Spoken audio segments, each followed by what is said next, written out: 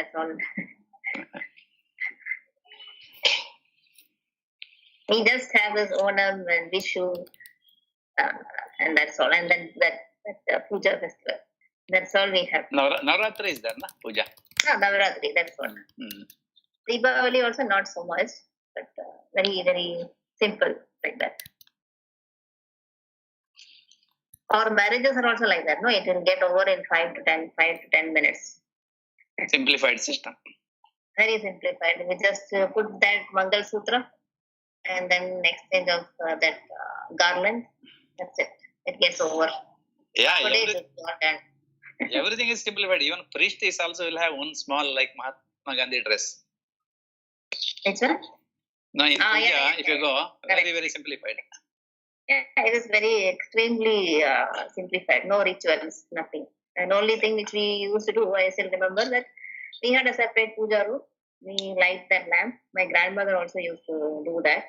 And then all this Sandhya Dhamma, all that was there. So we used to, most of that small mantra. No? So all that we used to, 1 hour it will take, 1.5 hours every day, 6:30 to 7:30 or 8. When we were small, we used to do. So that's the only thing which we do. Okay, good to hear. So we will continue our journey on to 41st verse. So now, where I will be born. So he says, having attained the yoga to whatever level it was achieved, the person who is cut off from the body will now, having searched the right parents, will land up in the house of pure and wealthy. And that is what a person would be who has fallen from that first level or second level of yoga brashta. Meaning he has exhausted most of his vasanas, which are going to pull him back into sensual existences. So he will, sensual in the sense that he still has sensual, but not the dirty sensual. Let us say, let's take some examples to see where this fits into. There are some people in this world who have all the riches. They don't have to really go and work. If you see our children, they are mostly of that kind, where the parents have done so much. They have properties, they have all the things. But then they are lost. They have forgotten that they had done so much of punya to be getting a life where they don't have to earn. They just can concentrate on yoga. Meaning they have the money, the parents have sufficient amount of money. And nowadays the children are only 1 or 2 at the max. So there are some families whom I know have something like 4 or 5 houses and some sites, and at least 2 or 3 crores as bank balance, then some investments, then lot of gold, and still they worry about their children's future. Now, these people who are born to that family indeed had done a lot of punya, but they did not have the yoga. So the yoga bala is not there. So they come here to exhaust their punya phala, because they are just going to do the normal life, which is eating, sleeping, fearing, and breeding.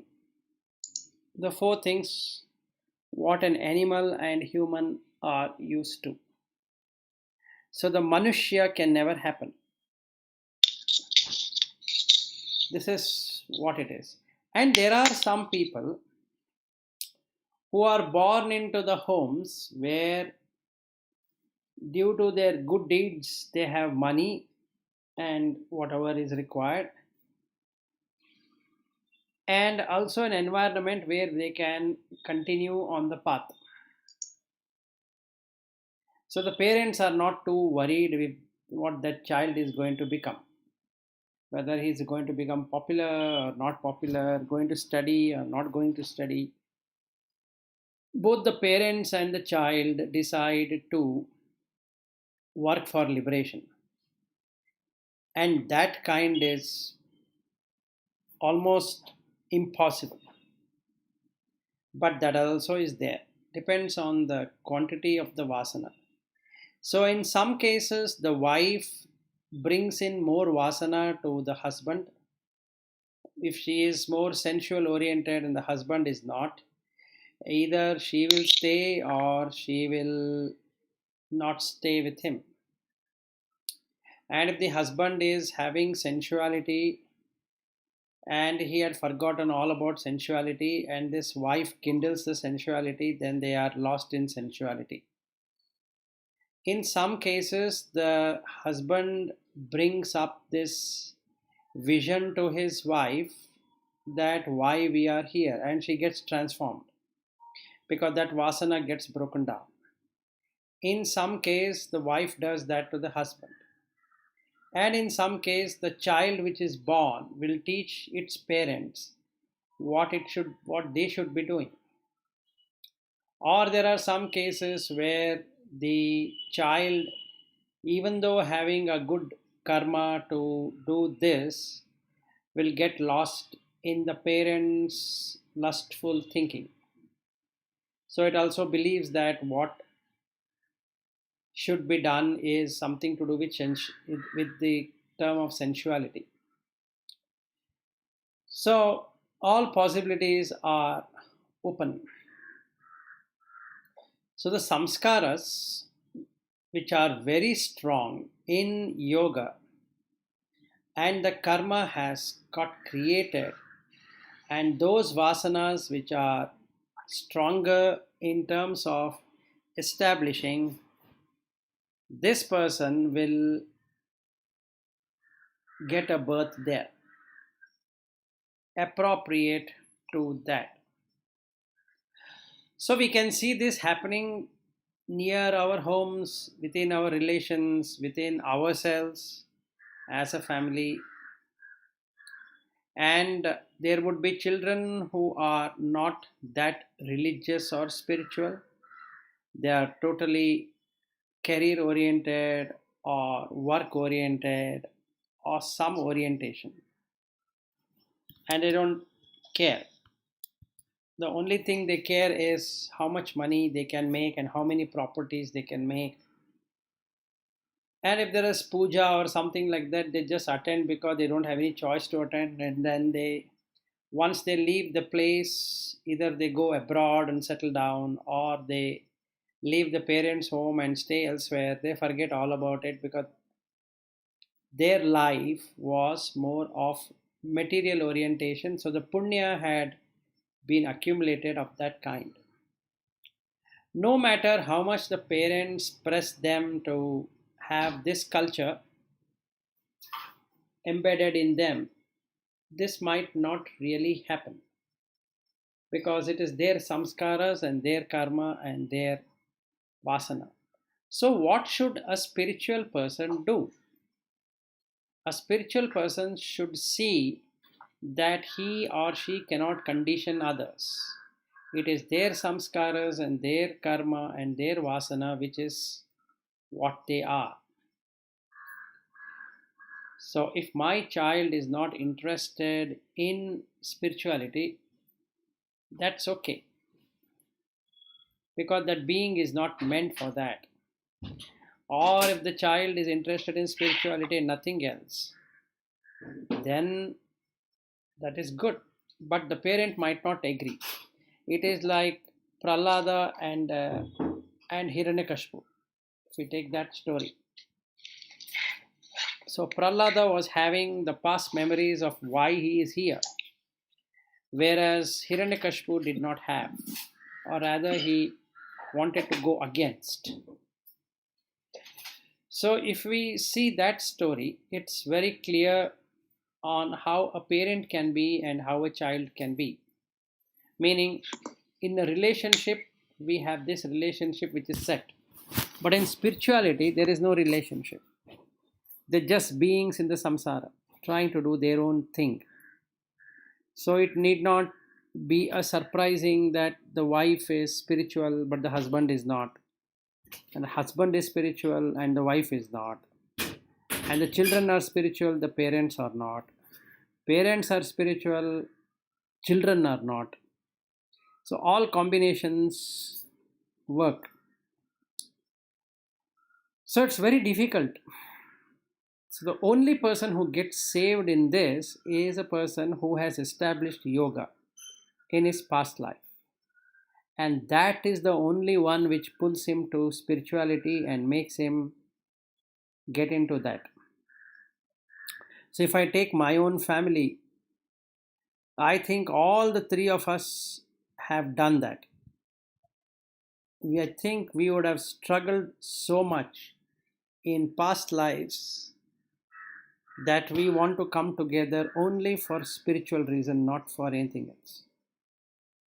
So all the three are doing that in their own way, meaning it depends on the samskaras of this being who has become my wife and the karma of that person and the vasana what she has.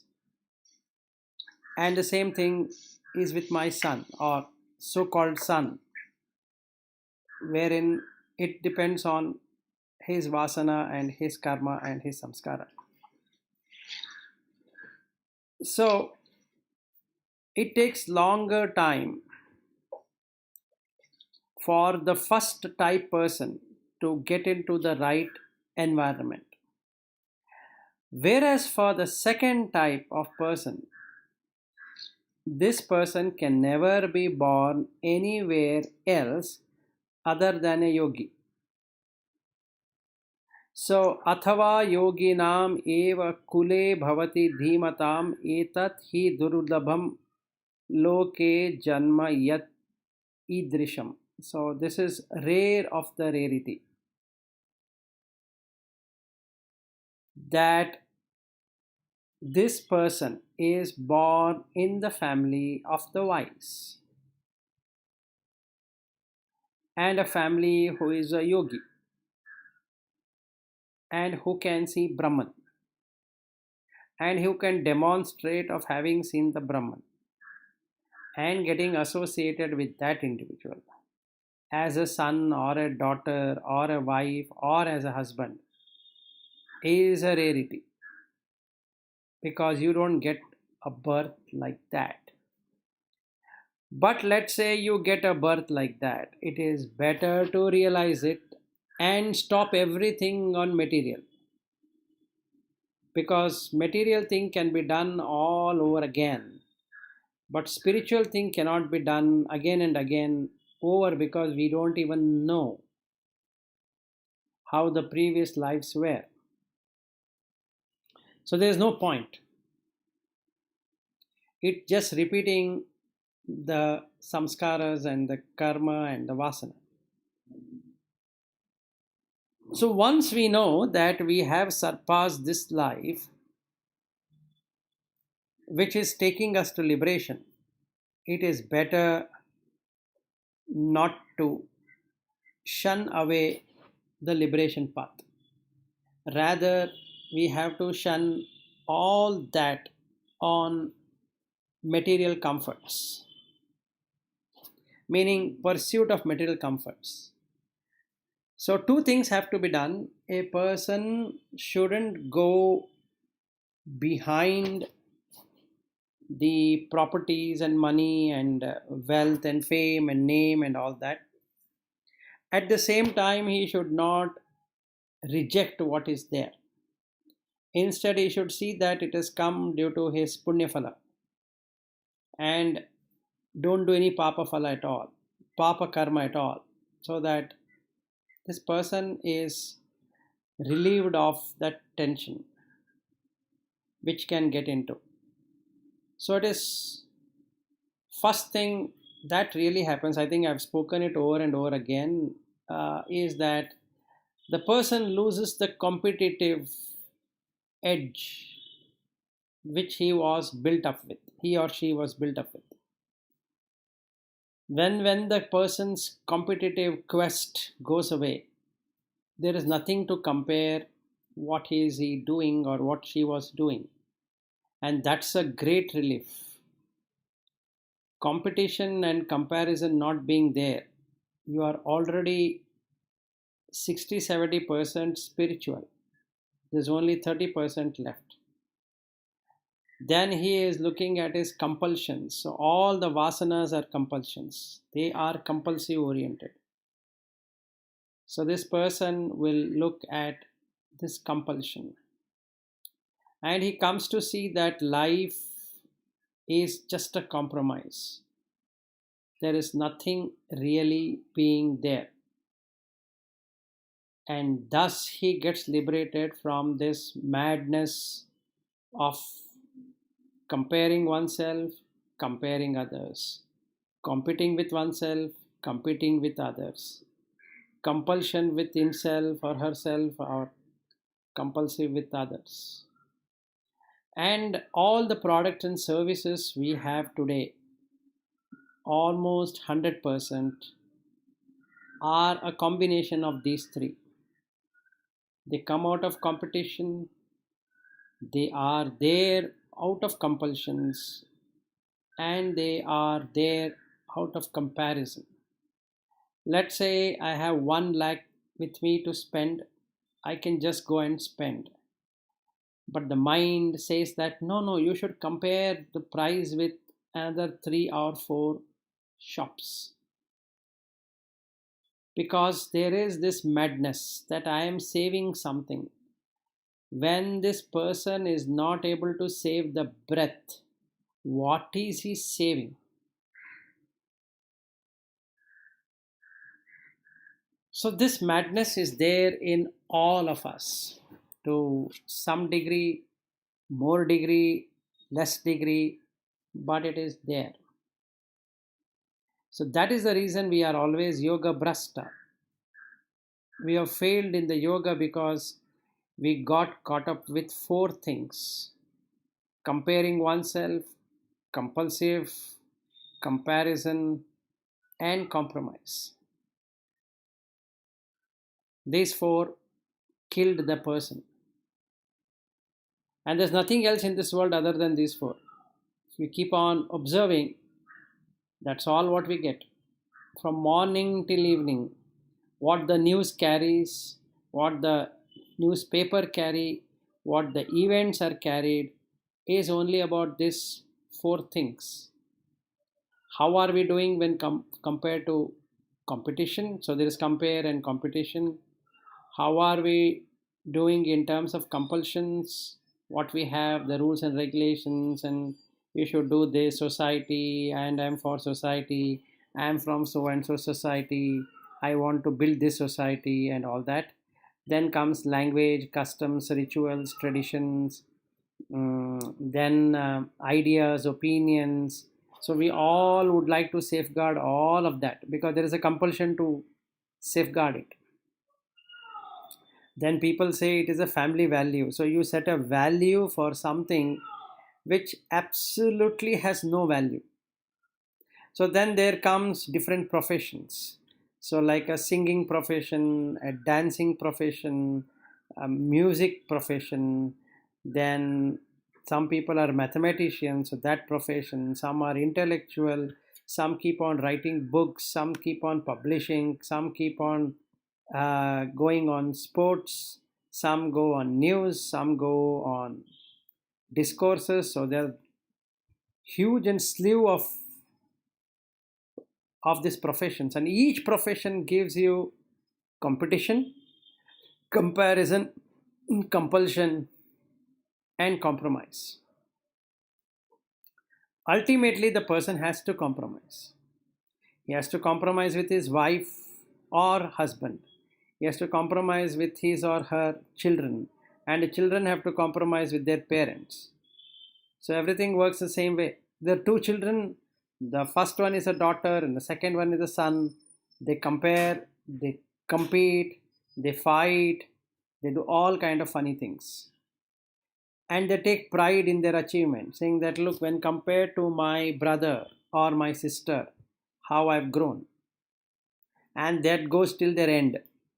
So if a daughter buys one thing, that another daughter will buy another thing, just to prove that she has bought much better thing than the first daughter, or the two sons, or a son and daughter, or whatever combination, husband and wife, all are the same.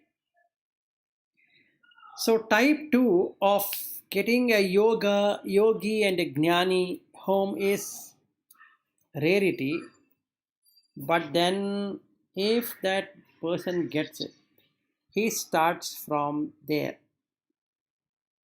Then he comes to be united with that knowledge that he had acquired in his former body and strive more than before. Why? Because he knows that if he misses the bus this time also, it is difficult. So better not waste his time in doing 100 different combination of things which doesn't add any value whatsoever. So he strives. So then the 44th verse talks about the grace of that knowledge. Purva abhyasena teneva, that is due to his former practice. Hriyate hi avashaha api saha. He is born on in spite of himself. Jignasuhu api yogasya. Even if he merely wishes to know the yoga, Shabda Brahma Ativartate, that is, he goes beyond the Shabda Brahman. That is just the sound. He goes beyond that. Meaning to say, he goes beyond the 5 objects and the 5 senses. So, all the time we get attracted to materialistic or spiritualistic depending upon the karmas, the samskara and the vasana. Vasana drives the karma and karma drives the samskara. So if somebody is going to temple, it means that there were vasanas of that kind which are pressing the karmas and karmas are pressing the samskara. So he is developing the samskara of going to the temple or to church or to mosque or whatever he is doing. If that is a religious kind, if he is an investigative kind, again the vasanas are very thinned out, so the karmas are very pure. So the samskaras are also equally pure. So there is a favorable wind happening in this direction. So this person leaves everything and wants to just focus on this, because he knows that if he misses, it's impossible to get back to this state. So every moment he makes sure or she makes sure that that is not missed. So he says, what happens to one who strives very hard? Prayatnat yatatmanaha tu yogi samsiddha kilbishaha aneka janma samsiddhihi tatah yatihi param gatim. But one who strives with lot of effort, that yogi is completely purified from all sins and perfects himself in each birth and reaches the highest goal. Mean to say that he will be coming in various homes which gives him what he should be doing. So that means he doesn't fall totally deep down. he is at a level from where he can continue his spiritual quest.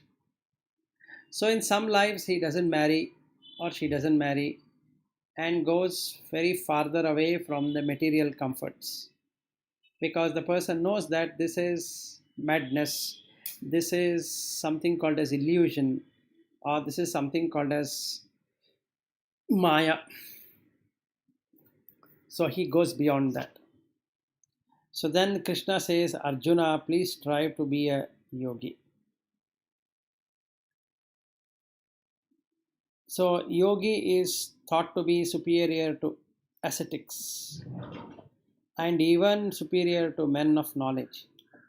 He is even superior to the men of action. Therefore, be a yogi. Who is the yogi? Yogi is a person who understands the reality as is. So,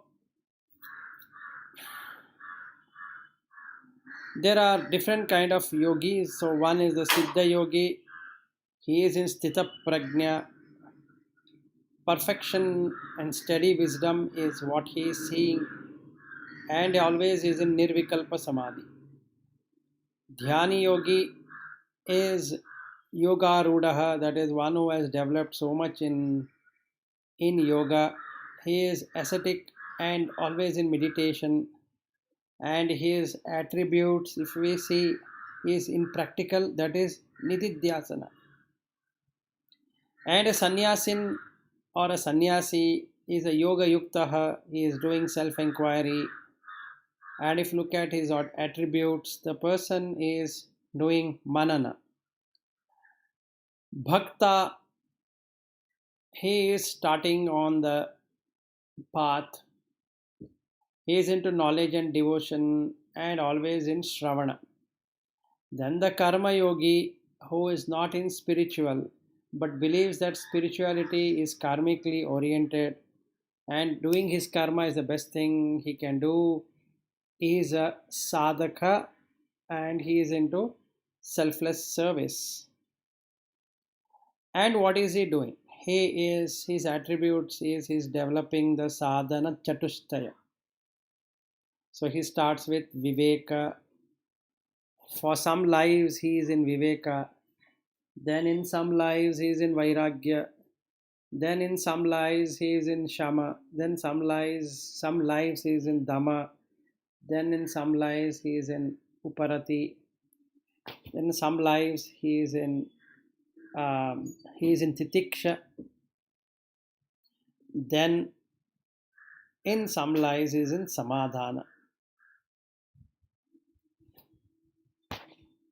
Lastly, he will get into the idea of liberation, that is mumukshatva. Mumukshatva cannot happen immediately.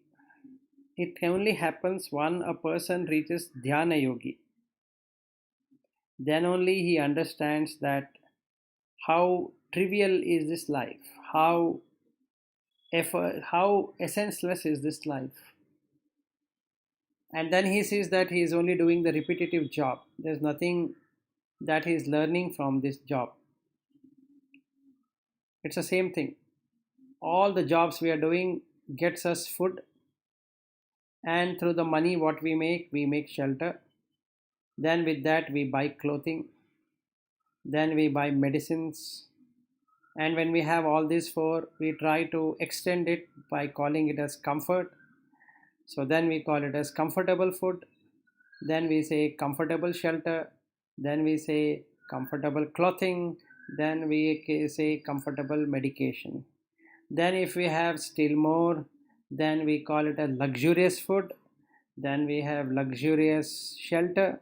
Then we have luxurious clothing. Then we have luxurious medicine. Then you go still more, then you have royal food. Then we have royal shelter, then royal clothing, and royal medication. Other than this, what else can we make? That's all we can make.